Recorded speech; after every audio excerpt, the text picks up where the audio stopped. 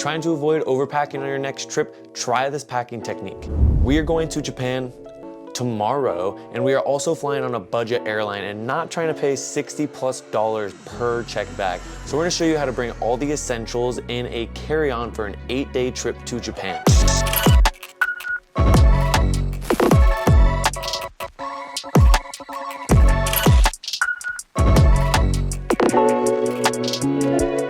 So keep watching because we're gonna show you how we use the Trip's packing system to go on a trip, and we'll be sharing all of the tidbits and information we've learned from traveling for 4 years together.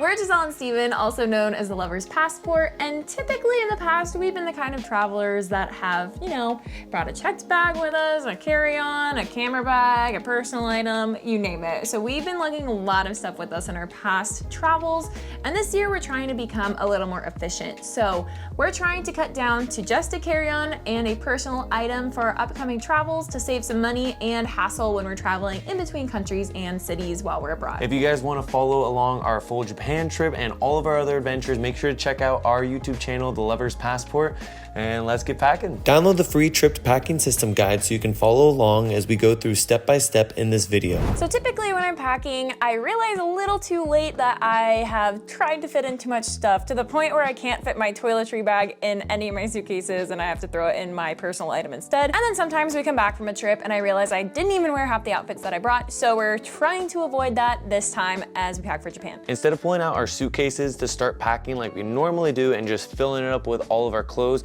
we're going to try the tripped packing way and pull out the 3 most important things. So I'm gonna pull out my most important outfit, I'm gonna pull out my favorite outfit that I'm looking forward to the most, and I'm gonna pull out my travel day outfit. First things first, we're gonna pull out all the stuff for our favorite day. I'm most looking forward to our day in Mount Fuji, so I'm gonna need comfy walking shoes, which I got right here. I am going to need my favorite jeans, which I got right here, my favorite black shirt right here, and last thing, I'm gonna bring my red jacket. This is like our signature in all of the photos, and we're really looking forward to photographing, hopefully, the cherry blossoms. I have this vision of us standing in the middle of the Shibuya crossing with these crazy long exposures in the background, so I want to pack this coat. It's a little bit of a statement piece and kind of Elle Woods, but I think it'll be really cool for some photos, so I'm gonna bring this for my favorite day. So next up, we're gonna be packing for our most important day, and it's one of our days in Kyoto.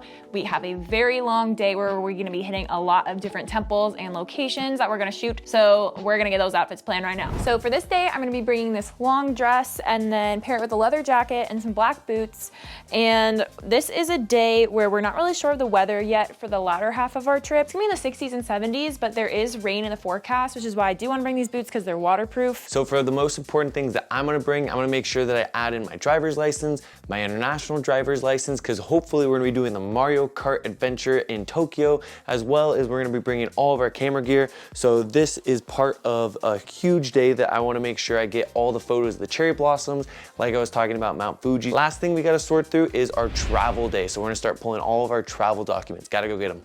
Now for our travel days, I typically either wear my heaviest shoe or running shoes. We've had a lot of close calls where we've had to sprint across airports to make flights, so I always try and wear my running shoes over my heavy shoes if I can get away with it. And then I always go with a pair of leggings, a comfortable long sleeve, and a jacket because I do get really cold on the plane. So this one's nice because it's super collapsible, but it's still a nice material that'll keep me warm while we're on the plane. Last few things for our travel day we have is our sleep mask. This thing is so important. Since we are flying overnight to Japan, I wanna make sure that I got my sleep mask. Next, we have our noise canceling headphones. These are gonna be great so I can edit on the plane. Next, we have this. This is also from Tripped, probably my favorite nomadic working remotely thing that I have from Tripped. It has all the different battery packs in here, all of our cords for charging our laptop, phones, Apple Watches, USB, everything. So that's where I put all of that extra stuff. We just put our passports, sunglasses, everything else inside our fanny pack.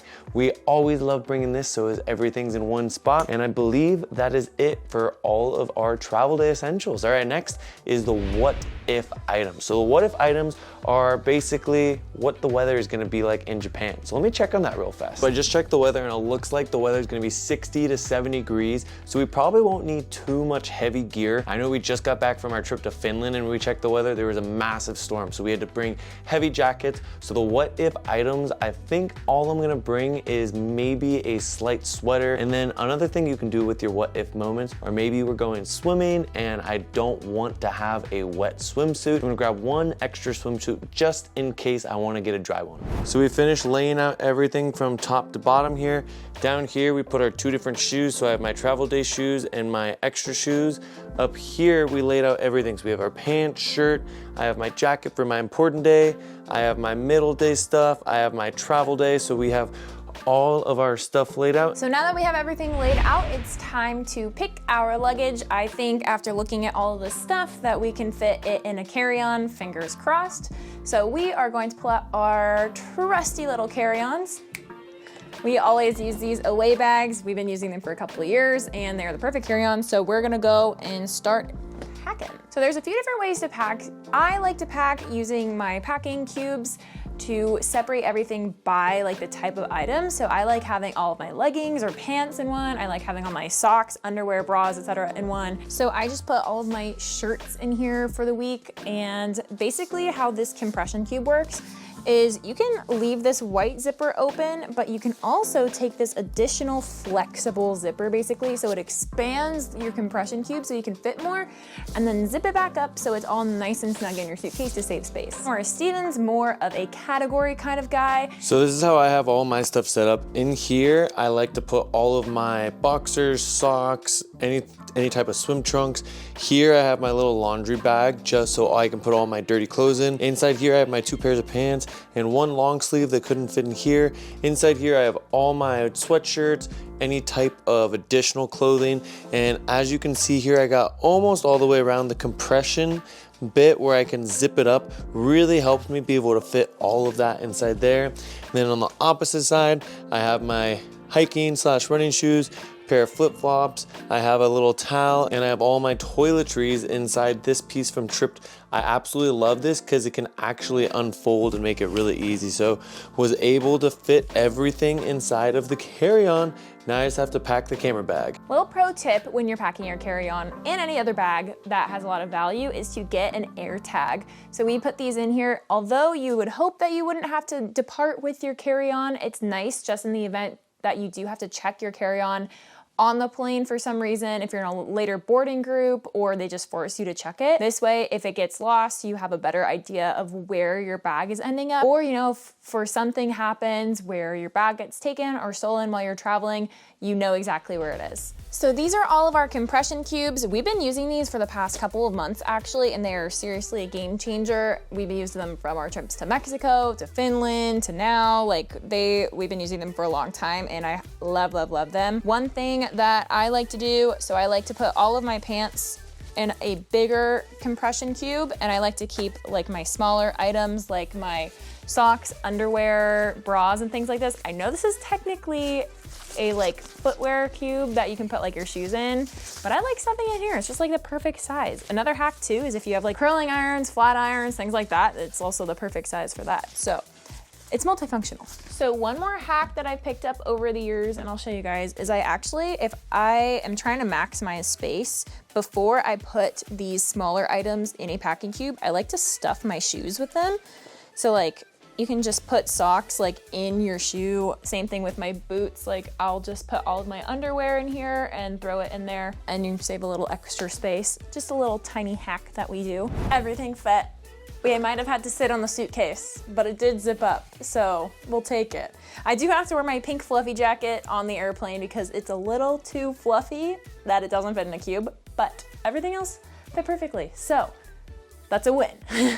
So when I had initially pulled everything out, like in the what if items and everything, I definitely had a few more things like as I was packing where I was like, you know what, do I really need this? Do I really need 5 pairs of black leggings? No, I don't, because I can repurpose them. So this packing method I really like because it made me shed a lot of my overpacking tendencies, but yeah, I'll probably keep going with this for any time that I have to pack a carry-on and a carry-on only.